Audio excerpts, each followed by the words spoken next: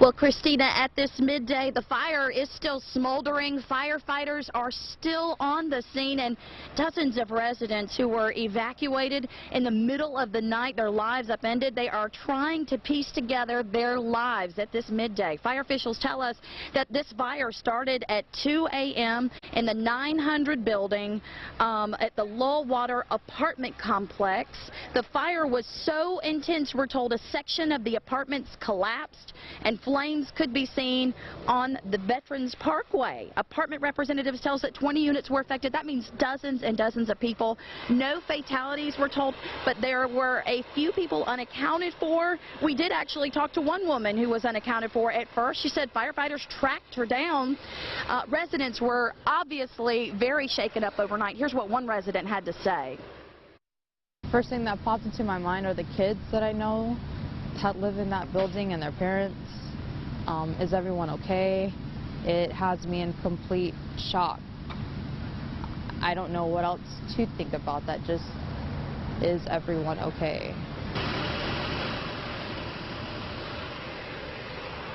Here's another live look of what's going on right here at midday at the LULLWATER apartments. Again, 20 units were affected.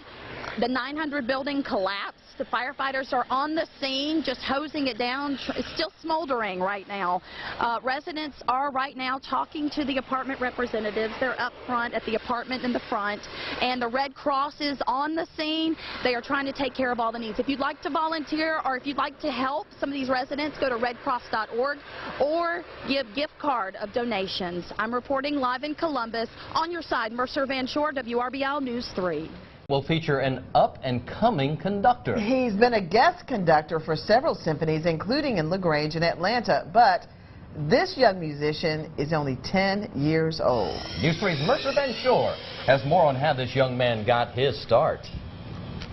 Darth Vader, a.k.a. 10-year-old Charlie Kirby, is practicing for his next performance, conducting before the Columbus Symphony Orchestra. According to Charlie, there's just something about conducting that makes him happy. I think I just liked being up there conducting. I thought it was fun. When the other kids in school were listening to Taylor Swift, Charlie became obsessed with John Williams movie scores like Jaws, Indiana Jones, and Star Wars. He treasures his autographed picture of him and strives to improve when he conducts his music. Like, you have to be straight and not like floppy. His professional career began at the age of 5 when he dressed as Indiana Jones and conducted the LaGrange Symphony. He conducted 2 more times in LaGrange before winning an adult guest conductor contest on Facebook for the Atlanta Symphony. His mom, Kathy, says she knew from a young age he loved music. The Beethoven was really his big thing. He would go around singing it, little sections of it, and then he'd hear it again, and he'd sing longer sections, and then he would start conducting to it. The other day we were clapping rhythms, and he was like helping me with that, writing them on the board. He wants to play the piano all the time. Charlie loves to play the piano too, from ear. This up-and-coming conductor isn't even sure if he wants to stay in the profession when he grows up, but it sure is fun for now. I'm with you, Charlie. I want to conduct one of these days. If you'd like to watch Charlie in person, the Columbus Symphony's concert will be next Friday, November 13th. You can head to our website, WRBL.com, for ticket information. We'll feel dozens of the victims, many of them children, woke up today still in shock, trying to come to grips with the reality that they now have nothing, and it's just days before Christmas. But the community is coming together and offering these fire survivors hope. My mama yelled at us, "Get out," and I felt the fire on my feet. I jumped. 8-year-old DAYRON Ewing and his 10-year-old brother DeAnthony Kirkland escaped through the fire with just the clothes on their backs. Their father posted on Facebook the boys were okay, but had no shoes. When I got there, they were on the side of the curb in the sheet with no socks on, no shoes. The next day, these shoes showed up on their doorstep. They were staying with family. My daddy saw the shoes on the front porch. He said, try them on. Many of the 19 families affected by the fire are thankful for any help that comes their way. Many of them met here at the Mount Tabor Missionary Baptist Church. They filled out applications on what they needed, including the clothing sizes and their immediate needs. Representatives from the Urban League, Red Cross, Liberty Utilities, New Horizons, and iHeartRadio discussed how to meet the needs. In a collaboration between these agencies, the families will be taken care of through January 1st. So we're thankful and grateful that we're able to come together and help these victims through clothing, shelter, food, all of these different resources. That's what the Bible says for us to do.